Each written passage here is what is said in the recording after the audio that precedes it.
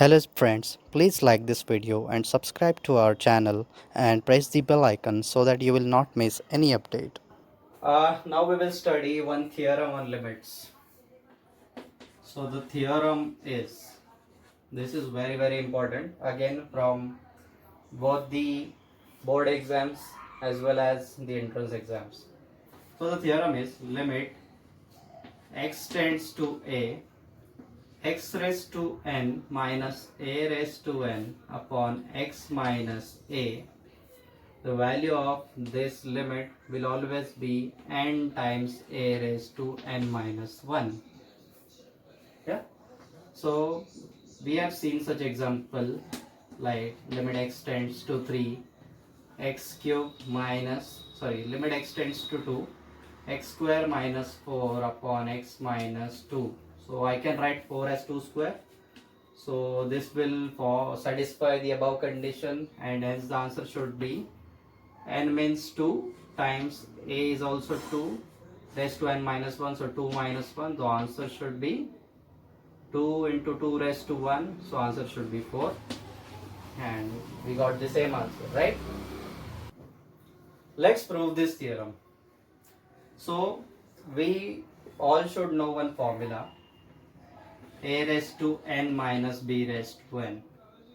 If you don't know, I am telling you, a minus b into a raised to n minus 1 b raised to 0 plus a raised to n minus 2 b raised to 1 plus a raised to n minus 3 b square, so on. A raised to n minus n means a raised to 0, b raised to n minus 1 will be the last term, right? Understood? Now if we substitute this into the above function, what will happen? So this becomes limit x tends to a, x raised to n minus a raised to n can be written as x minus a into x raised to n minus 1, a raised to 0 I am not writing because it is 1, then x raised to n minus 2 a, x raised to n minus 3 a square, so on. The last term should be a raised to n minus 1, right, upon x minus a. I can cancel this out because x tends to a, that means x is not equal to a. Therefore I can cancel this out and I can say x minus a is not equals to 0. Now I will substitute the value of this function as a. So if x is equals to a, this will become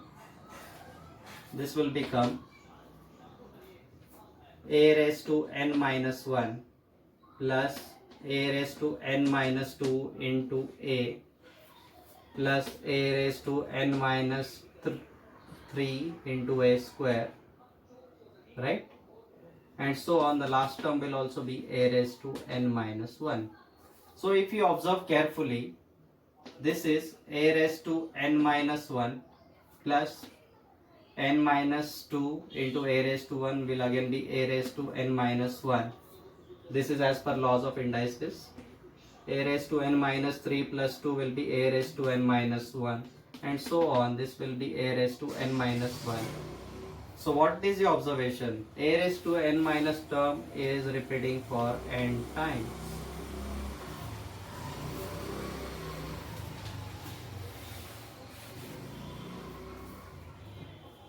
If this is repeating for n times, that means the answer is n times a raised to n minus 1, and that was our proof.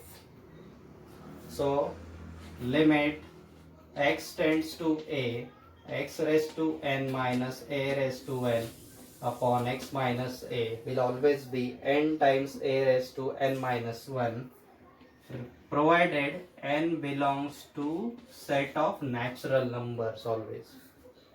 Note it down. So as we have seen the algebra of limits and an important theorem on limits, let's see some examples based upon that. So our first example would be limit x tends to 5, x raised to 4 minus 625 upon x minus 5. Would you like to give it a try? Give it a try. I'm giving you 5 seconds.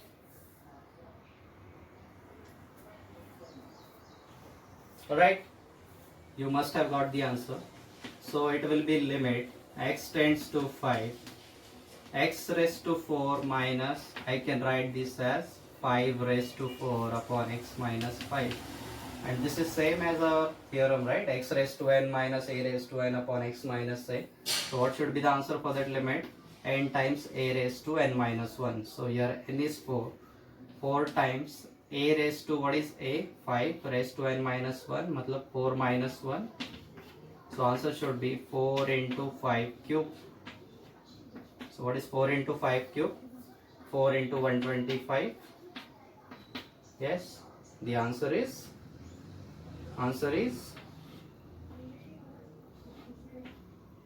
500. Please write it down. So now let's solve the limit x tends to 1, 2x plus 2 upon cube root of 26 plus x minus 3. This problem looks really tedious, right? Let's simplify this. What is the most tedious term in this example is this one. So let's substitute this with some simple term. So let cube root of 26 plus x be equal to t. Correct? So if this is t, 26 plus x will be t cube.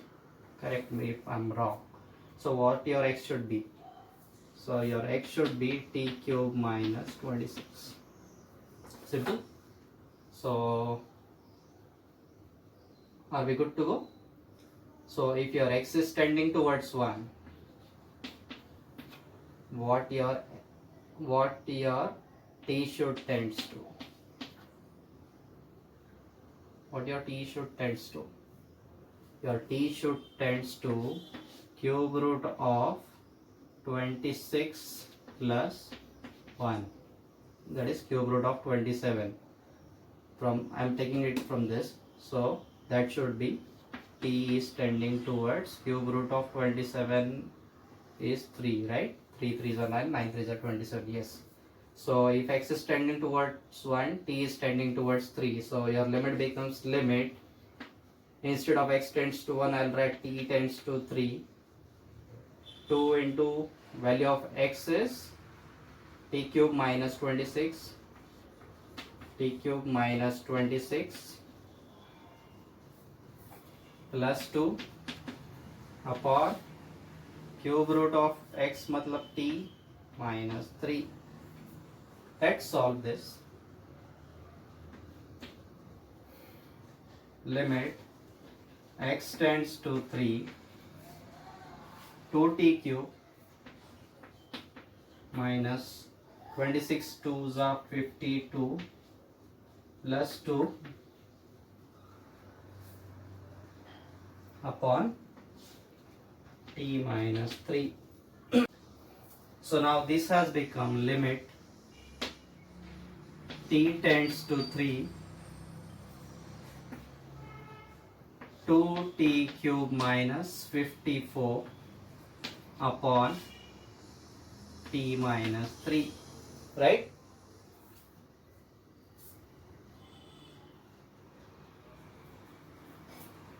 So what I will do is I will take 2 common from this. Limit t tends to 3.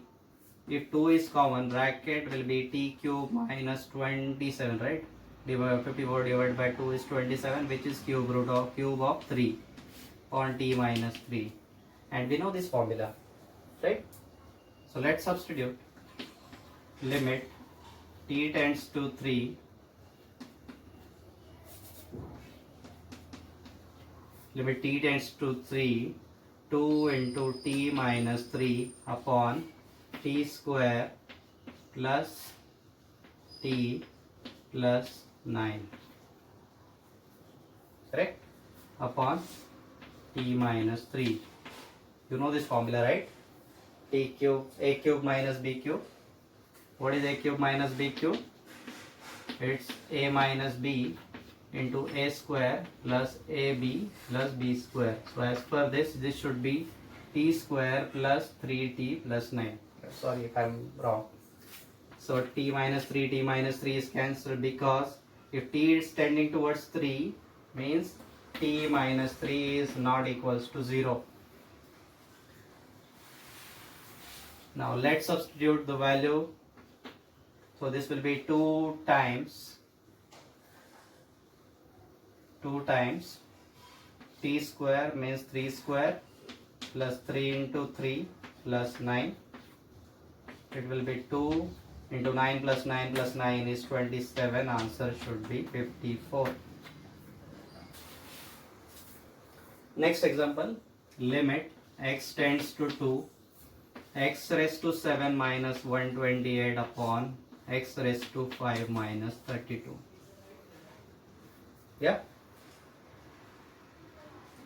So I can write it like this, limit x tends to 2, x raised to 7 minus 2 raised to 7 upon x raised to 5 minus 2 raised to 5. Yeah, this is clear. But what our formula suggests? Limit x tends to a, x raised to n minus a raised to n upon x minus a. We don't have that term x minus a over here. X minus a means x minus 2 for this example. So can we divide both the numerator and denominator by x minus 2? Yes, we can divide, because if x is tending towards 2, that means x minus 2 is not equals to 0. If that is not 0, that can be surely a denominator. So let's divide. It will become limit x tends to 2, x raised to 7 minus 2 raised to 7 upon x minus a, x raised to 5 minus 2 raised to 5 upon x minus a. And we have seen in algebra of limits, limit x tends to a, L upon m will be limit x tends to 2, x raised to 7 upon 2 raised to 7 upon x minus a, whole upon limit x tends to 2, x raised to 5 minus 2 raised to 5 upon x minus 2. That means limit of division is division of limits, simply. So let's solve this separately. So your answer should be n times a raised to n minus 1 means 7 times 2 raised to 7 minus 1 is 6 upon 5 times 2 raised to 5 minus 1 is 4. Correct? So 2 raised to 4, here it will be only 2 raised to 2, then 7 into 4 upon 5. Your answer should be 28 upon 5. Alright, note down. Now if a problem comes like limit x tends to 4, x raised to n minus 4 raised to n upon x minus 4 equal to 48. You know the answer for the limits, but you have to find value of n, right? And it is saying n should be belonging to natural numbers. Let's see how we can solve it. So as per this rule, what it suggests, n times a raised to n minus 1 is equals to 48, right? As per theorem of limits, this is the answer. So let's see how we can solve it. Can you find factors of 48? One should be prime number. Out of that, one should be prime number. So it will be 16 into 3. Let me write this as 3 into 16. Yeah? 16. So let's see how it goes. 3, 4 raised to 2 Also I can write this as 3 into 4 raised to 3 minus 1. Okay, I think we got the answer now. So it is 3 times 4 raised to 3 minus 1, that means n times a raised to n minus 1, and hence our answer should be 3. Got it? Just note it down.